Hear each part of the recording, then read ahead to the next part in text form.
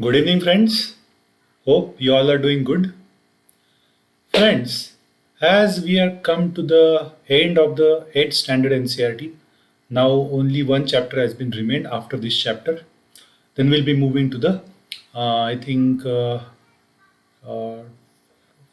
after 2 days, we will be moving to the 9th standard NCRT. So today, we are going to see the chapter called as the industries. Yesterday, we had seen the chapter called as agriculture. Today, we are going to see the chapter called as industries. So, agriculture, as we have seen yesterday, is a primary activity. It is directly related to nature. We are extracting resources directly from the nature and using it as it is. So, we are calling it as a primary activity. Today, we are going to see industries.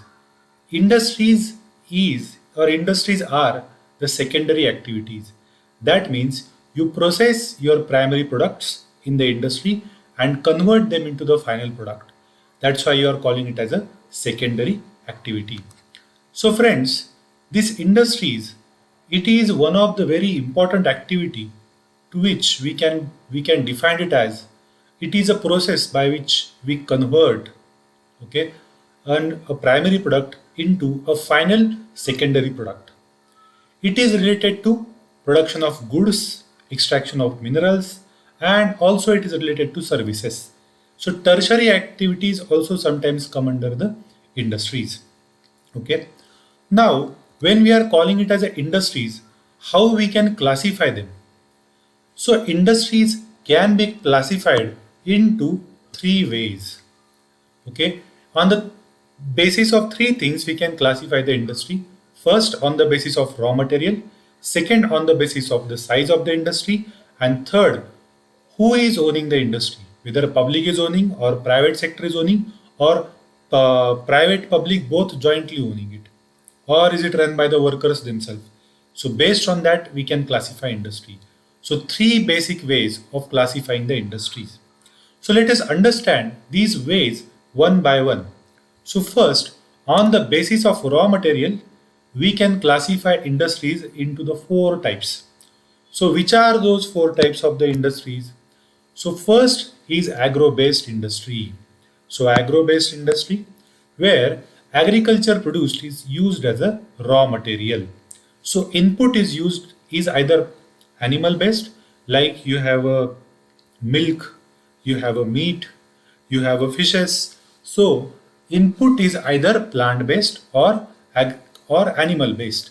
So you can see vegetable oil production, ghee production, and let us say final meat products. These are all agro based industries. Second is mineral based industries. So yesterday we had the day before yesterday we had seen the resources. In that we had seen the minerals. So minerals, so iron, gold, platinum, silver. These are the different minerals, metallic and non-metallic minerals. So extraction of iron from the iron ore is a type of mineral based industry. Okay. Third is a marine based industry. So as we know that oceanic products, so people, huge trawlers are there who go inside the ocean to collect the fish or to collect shrimps, to collect prawns, to collect big crabs. So these are called as a marine based industries. So they can manufacture certain, they can also, we can call it as a recreational things like corals, getting it. So these are also marine products, polyps, these are also marine products. So this is called as a marine based industry.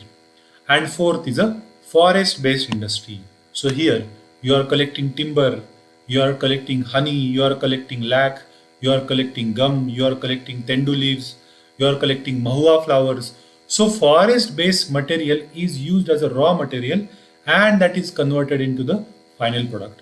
So pulp is converted, furniture is made, pharmaceutical is made, getting it.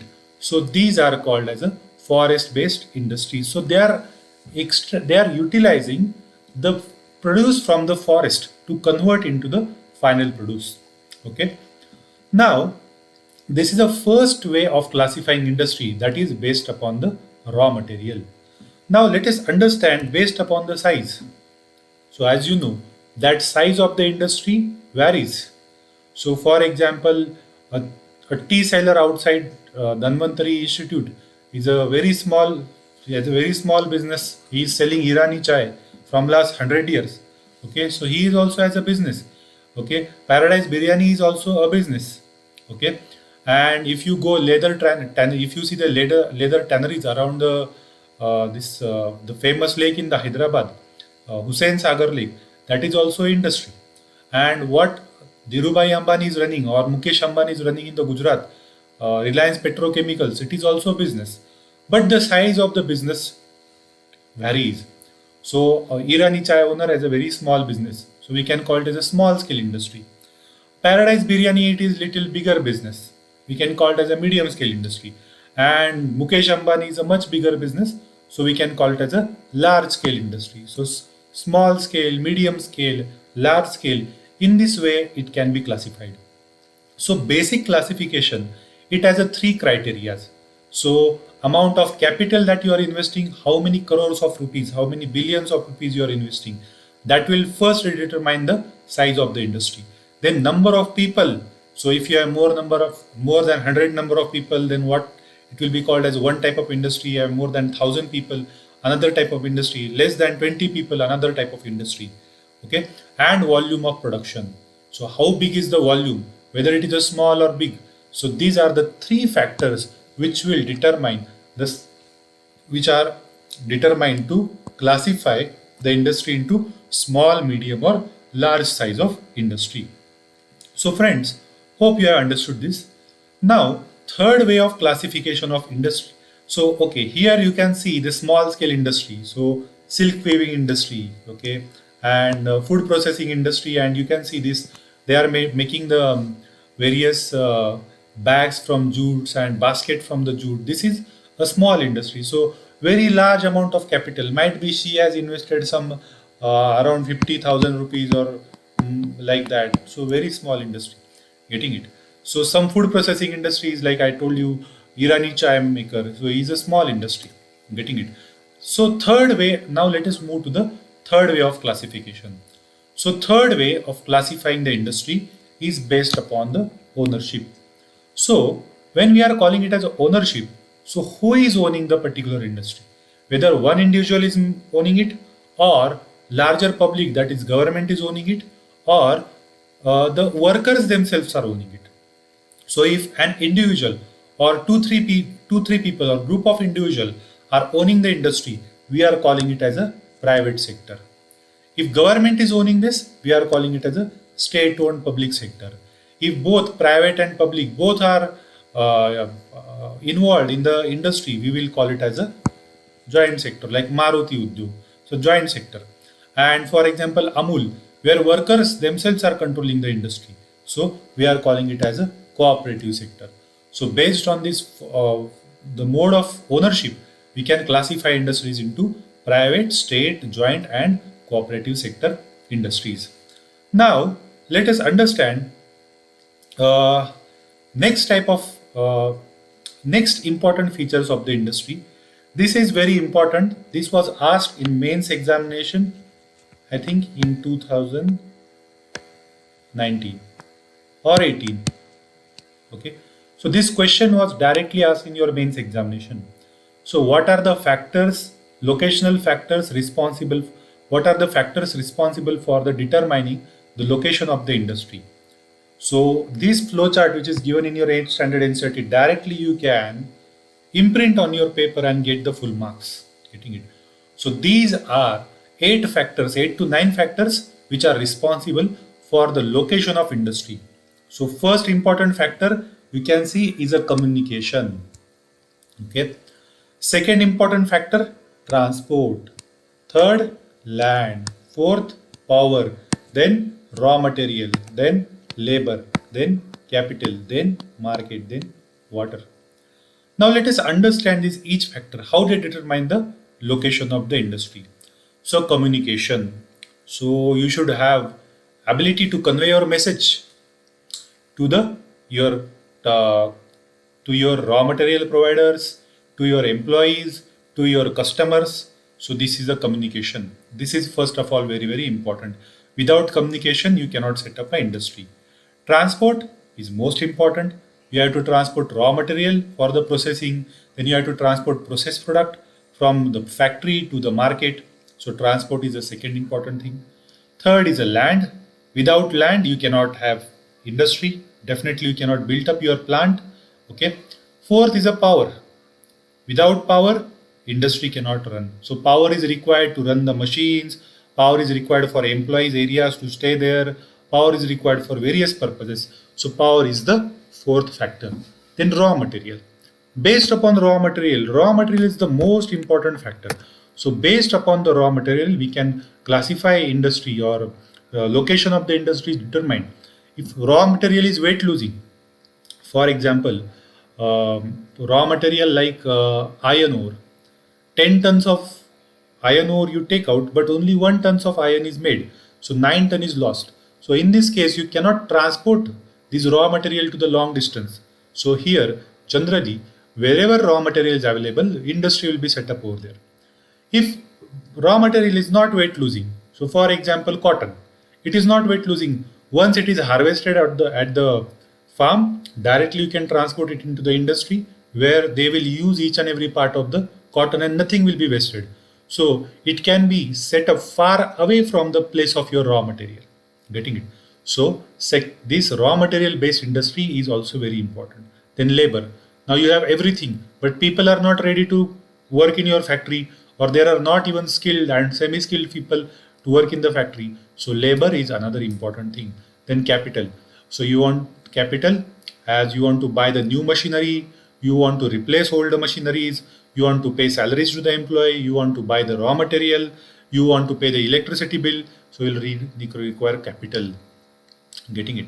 So capital is one of the most important thing. Then market. Definitely whatever product you have, you'll have to sell it somewhere.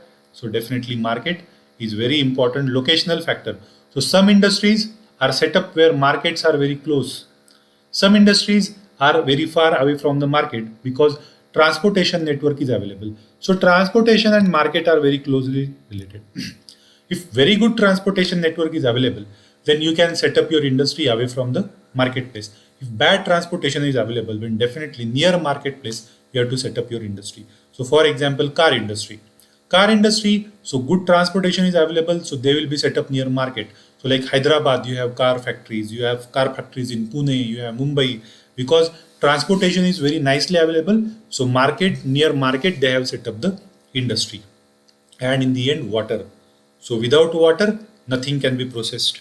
So whether huge, some industries like iron industry, aluminium industry, copper industry, they require huge amount of water. So where you have rivers, where you have dams, there only these people will set the industry. So this is the last parameter where the location of the industry will be set up.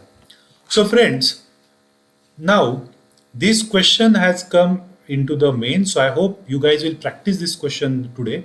Okay, I will also give you in the telegram. So I hope you guys will practice this. Okay. Now, after understanding this, let us understand industry as a system. Yesterday we had seen agriculture as a system. So system, what are the things are there in the system? So you have input, you have output, and so in between you have operations. Okay, or you can say process. So input goes to the output, but in between you have process. So input, output, and in between you have process. So these are the three things which make anything as a system. So industry is a system. Definitely it has these three things. So input, you have raw material, you have water, you have electricity, you have a labor and infrastructure. Then processing is going on in the form of processing on the raw material. Okay. And then finished product is called as output, which goes to the market. So in this way, industries is also a type of system. So when we call it as a system, so different parts of the system have to be taken care by the different agents. So based on this system, a huge industrial region is set up. So for example, some industries will work on input, some industries will work on processing, some industries will work on only output. So in this way, industries grows based on these three important parts of the system.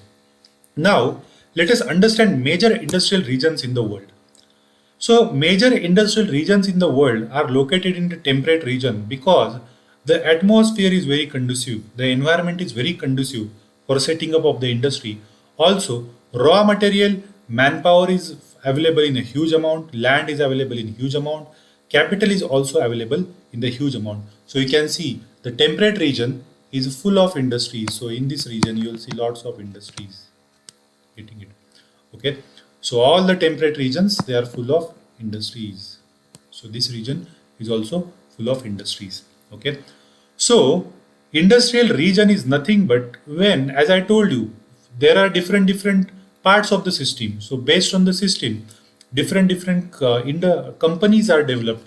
Different companies will take each and every responsibility, and based on a huge cluster of companies, manufacturing units will be developed.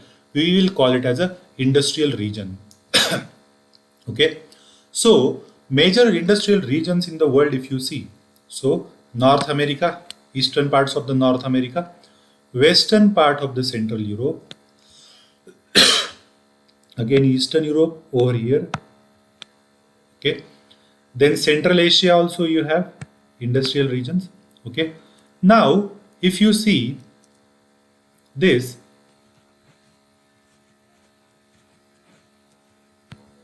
a huge industrial region has been developed, okay, from China to Europe.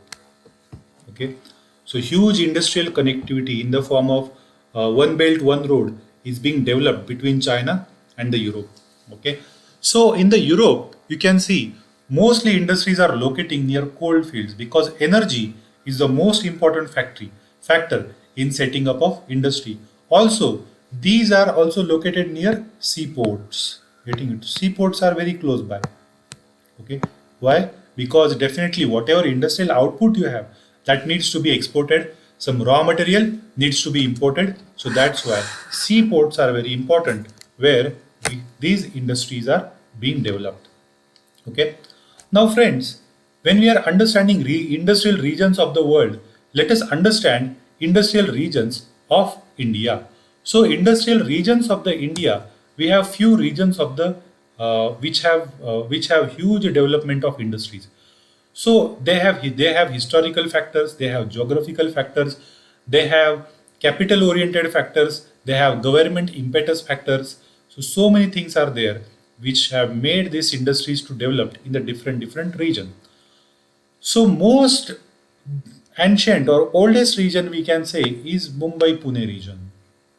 Since the time of Britishers, this was developed. Then again, Kolkata, Hooghly region is also one of the oldest region. Okay. Then recently or after that, some regions are developed like Bangalore.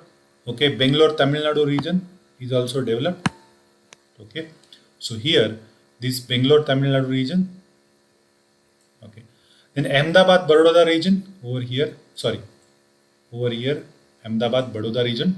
Chota Nagpur industrial region. Yes. Here, Chota Nagpur industrial region. Vishakhapatnam, Guntur over here. Vishakhapatnam, Guntur region. Gurugram, Delhi, Meerut over here. And Kollam, Tiruvananthapuram region over here. So these are the different industrial regions. Some regions have very good metallic industry, some regions have a automobile industry, some regions have food processing industry, some region have textile industry. So these are the different industries which are developed in these industrial regions. Now we are making this golden quadrilateral, diamond quadrilateral to connect all these industrial regions with each other. Sagar Mala, Bharat Mala, so many projects we have developed to connect these regions with each other. Okay. Now, when we are saying industry, then definitely there is always a risk of disaster. So, industrial disasters, industries are always prone to the disaster. So, for example, which happened in the Bhopal gas tragedy, or recently which happened in the Vishakhapatnam, just 1.5 month back, some gases got leaked and so many people died. Okay, and people in the Vishakhapatnam face this grave trouble. So industrial disasters are one of the important thing because as we know that in most of the industries are located where people are living. So definitely today or tomorrow you are going to face this disaster. So you have nuclear power plants, you have coal power plants which are located in the cities. Okay, so definitely you have to take a risk reduction measure to deal with the industrial disaster. So what are the risk reduction measures? So this is a disaster management chapter, one of the important factors which is given in this chapter. Okay, so you can use this in disaster management. So uh, first thing, that the people in the area should know what types of industries are surrounding them. Second, they should know the hazardous chemicals in the industries, the toxic waste in the industries. They should know all these things. Okay. Then this area should have a fire warning. Then they should have a gas warning. They should have a firefighting, and if some hazardous chemical is leaked, so to fight with these chemicals, they should have the system to this in these areas. Then this industry should have a limited storing capacity of the toxic chemicals. They should not have a huge storing capacity of the toxic chemicals. So if in some gas has got leaked, then it will be very difficult for the people to live in this particular area. And if some gases got leaked, for example, like Bhopal. Then in Bhopal, there wasn't any system to disperse the pollutants. So in India, we lack this pollutant dispersal system. Getting it? In foreign countries, they have this pollutant dispersal system, but India, we lack this type of system. So pollution dispersion qualities of the industries should also be improved. So industries, they should have certain filters. They should have early warning systems. They should have a disaster management staff in their own company, as well as government support is also needed to deal with such incidents. Okay, so these 5 points you can use for writing the answer in your exam. You should mug up this point, you should make note of this point in your notes. I'm hoping you guys are making the notes from my ppts which we are seeing every day. Okay, now, friends, when we are saying the industries and we have seen the disaster, let us understand the distribution of major industries all across the world and in case of India. So, when we are calling it as a major industry, so it has a certain definition. So, 3 to 4 industries are there. We are calling it as a major industries. Why we are calling it as a major industries? Because they are providing huge amount of employment. They have huge invested capital. Okay. So, which are those major industries? First, big industries, iron and steel industry. This is a basic industry using which all other industries develop. Second is a textile industry. Everyone wears the cloth, whether it is a poor or rich man. So textile industry is one of the major industry. And third industry, which is an emerging industry. Okay, so we are calling it as an emerging industry, which is a information technology industry. It is also called as a sunrise industry. So emerging industry is a separate definition itself. Okay, we are going to see that as well. So let us understand about iron and steel industry. It is, as I told you, so it is one of the basic industry. Without this industry, no other industry can be developed. So all the countries, it is major industry. It is also called as a backbone of all the industries. So it is located in all major economies like India, China, Europe, USA, Russia, Japan. Textile industry. Okay, India is a leader in the textile industry. Then you have a Japan, you have a Hong Kong, South Korea, you have Taiwan. Also, you have Bangladesh. Okay, you have Pakistan. So many industries are there. Okay, so many locations are there for the textile industry. Third is a emerging industry. So since it is a emerging, it does not have many centers. So we have heard about Silicon Valley in the California. So it is one of the important sector or important center for the IT industry. And Silicon Valley of India, which is everyone knows, called as a Bengaluru, which is also one of the important hub for the IT industry. Also, you have a Pune, which is also one of the well-developed IT hub. Also, it is a biotechnology hub. So Pune, okay, can be also called as one of the important center. Now, As I told you about emerging industries, let us see in a brief what are these emerging industries. So, in mains question can come, write a short note about emerging industries. So, emerging industries are nothing but a sunrise industries, or they are future industries. So, which are the future industries? So, as we know, petroleum industry, it does not have any future. Okay, so this iron and steel industry, okay, slowly it is being replaced with the fiber, plastic, aluminium. So slowly in future they may lose their importance. Okay, so information technology, one of the biggest future industry. Wellness means yoga, healthcare, gym. Okay, then hospitals, then hospitality. So definitely hotels, malls, tourism centers, recreation centers, hospitality industry, and knowledge industry. So education, coaching is also one of the biggest industry in the world. So different types of coachings and educations are there. So you have IELTS coaching, you have a GATE coaching, you have IIT coaching, you have IIM coaching, you have from first standard to until people die. So they go this and this that type of coaching. Okay, so even after you became an IAS, coaching will you won't be free from the coaching. Okay, somebody will come and coach teach you something.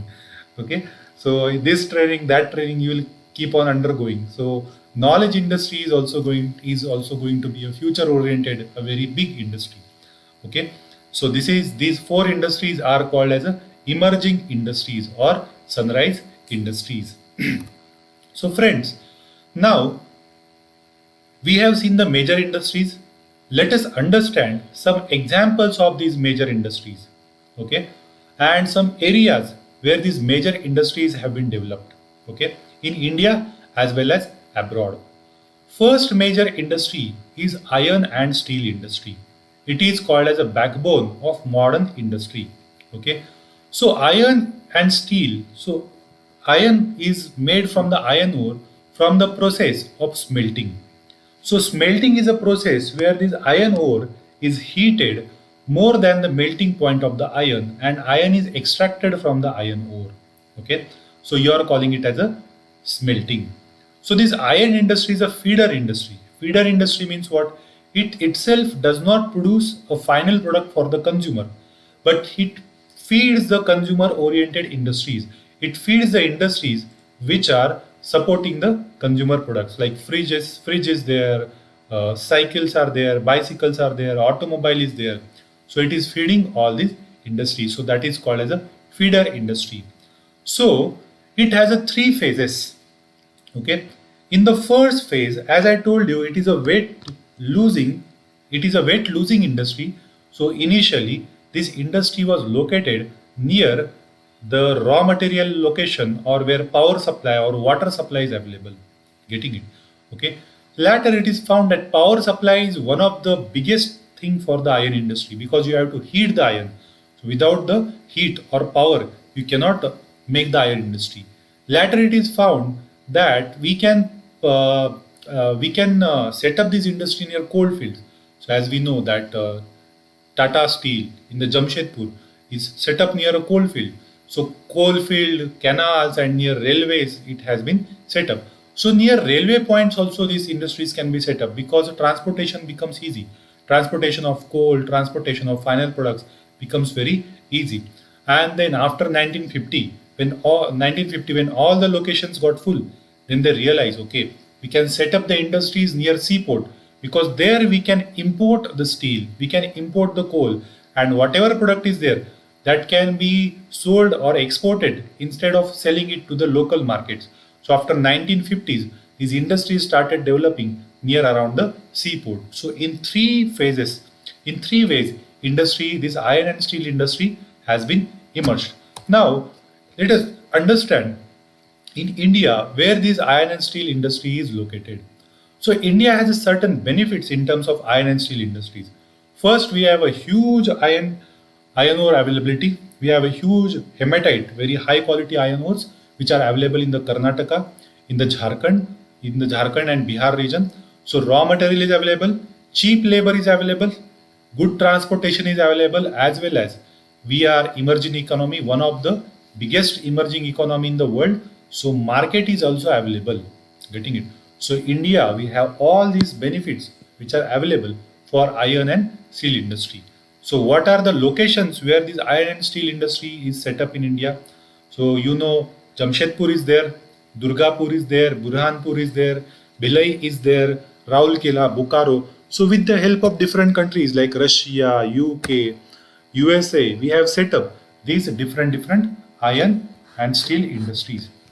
Now, let us understand two examples of iron and steel industries. Okay, one we will see Indian example, another we will see a foreign example. So, first example is Jamshedpur iron industry.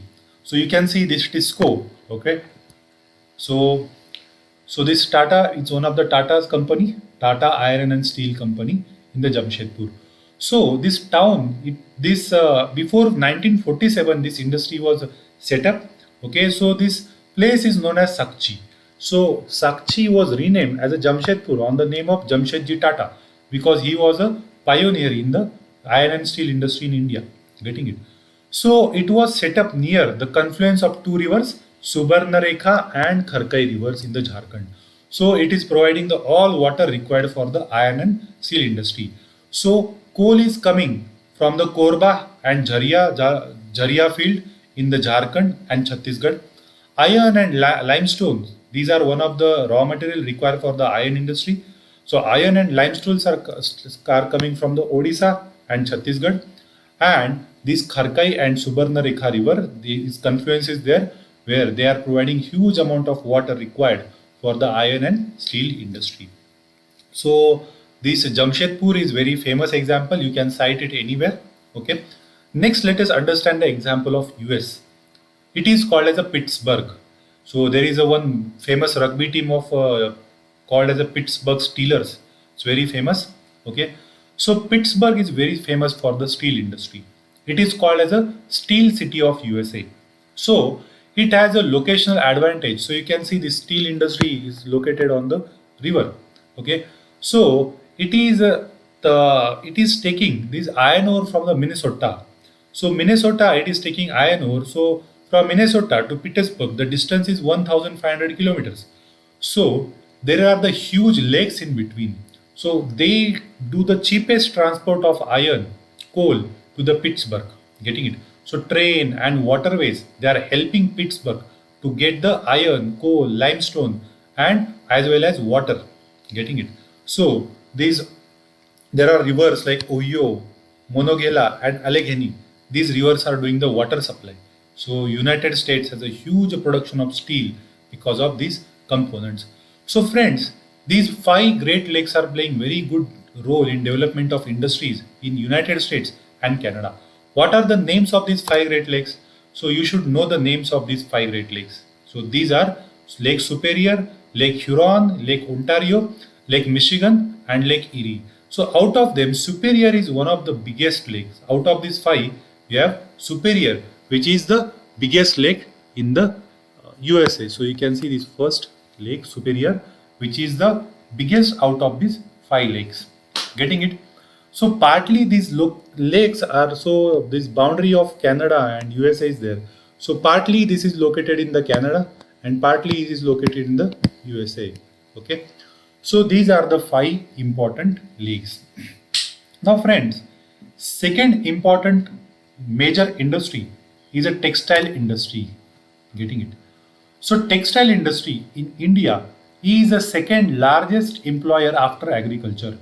So after agriculture, if you see, so many people are working in the textile industry. So textile industry is one of the major industries in case of India.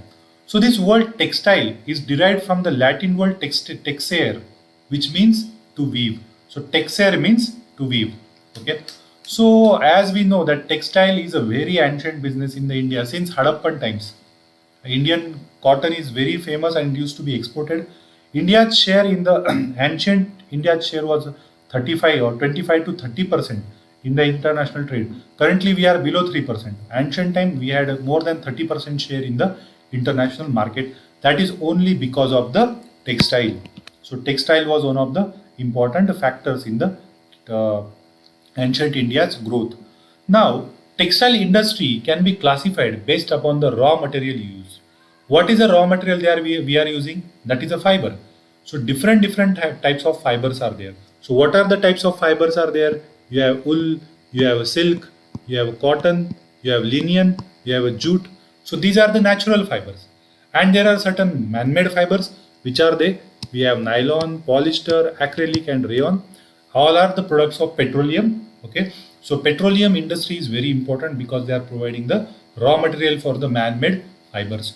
So based on that, we can classify the industry, and this textile industry is distributed all over India based on this the type of raw material available in this area. So when we say these type of raw material which is available all over the places in India, let us understand where this type of raw material is available. So in ancient times, since ancient time, these four products are famous worldwide in case of India. So muslin of Dhaka, it is said that this muslin, entire sari of the muslin can be fit into the matchbox. That much smooth it was. Then chinze of Masulipatinam, okay, and Calios of Calicut, and gold wrought cotton of Burhanpur and Vadodara. So these are the very famous in the world famous in the ancient time, and this is the reason why Britishers came into the India to conquer India because they were attracted towards the Indian textile. So let us understand the factors which are responsible for the formation of the textile industry. So three to four factors are very important. Okay, first is a humid climate. In the humid climate, the thread of the cotton does not break. So that's why humid climate is very much required for the cotton and textile industry. Second is cheap labor. Okay, so without cheap labor, it is very competitive industry. So cheap labor is very much important. Then you need a good transportation system, and nearby markets. People are not there to buy because this is directly people oriented product, so you need a market, huge market. So in ancient time, these industry developed are in Mumbai, in Vadodara, in Ahmedabad, in Kolkata, in Chennai, because humid climate is the most important thing. Later, it is found that humid climate can be artificially created. So these people have started dispersing the industry. So now these industries dispersed all over India, including Lucknow, Kanpur, Chennai, Ludhiana, Puducherry, Panipat, Haryana, Madhya Pradesh, everywhere it is there, and each and every region have their specificities in terms of the textile. Okay, so Indian textiles are so famous till now as well that one third of our production is exported. So huge product is exported outside, specifically to the Europe. It is exported.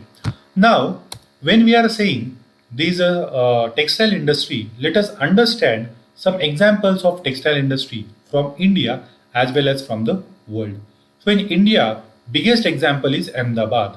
Ahmedabad is also known as Manchester of India. So as Manchester in United uh, Kingdom is very famous, and Manchester became famous because they used to export Indian cotton in the British era from India to Manchester. Getting it? So now we have developed our own Manchester, that is Ahmedabad, and Coimbatore is also known as Manchester of South. Okay, so Ahmedabad is called as a Manchester of India. So this industry, the first industry in the Ahmedabad was developed before pre-independence time. Okay, so this industry has a raw material supply from Gujarat, a good cotton area, grown area, as well as Maharashtra, Karnataka. So this region is sending them huge amount of raw material. It is also close to the ocean, so humid climate is also there. It has very good connectivity through rail and road to the Mumbai, Maharashtra, Delhi, Central India, everywhere, as well as these well connected areas are giving it a huge market availability. So as we know that Mumbai is a huge market, Maharashtra is a huge market, getting it. So in this way, Ahmedabad has been developed as one of the biggest hub. Okay, but certain problems are there now. The mills have become very old. The machineries needs to be replaced. Other centers have come up. Then nearby Jamnagar refinery is there. So artificial fiber is competing with the natural fibers. So many issues are there over here. Next, let us understand the example of Japan, Osaka. one of the textile hub of the Japan. It is called as a Manchester of Japan, like Ahmedabad is called as a Manchester of India. So Japan also these Japan does not have a local cotton growing areas. The entire Osaka industry is dependent upon the import of the cotton, as well as their product is exported all over the world. But the good thing is it has a manpower, it has a humid climate, it has a huge capital available. Getting it? So this Osaka is basically import export based hub. So entire Japan, all the industries in Japan are basically these import export oriented because they don't have much area, they don't have much land in their country where they can grow the raw material or they can extract the raw material. Getting it? This is nothing but a small island country. Japan is a small island country. So it has a river Yodo which is providing the water. Okay, sufficient power is provided, and the finished product is going to the India, USA, China, and Egypt. Okay. So friends, I hope you have understood this chapter. It's very simple chapter, and important questions can be formed in mains as well as prelims. So please go through this chapter very thoroughly. Okay. Now let us understand certain MCQs based on this chapter. Okay. So first MCQ, what is the first MCQ? Okay, only two MCQs are there. Fort Gloucester is located in. Okay, so we have seen that it is located in the West Bengal. Which of the following is a natural fiber? Nylon, jute, acrylic? We know it is a jute is a natural fiber. Okay, so very simple.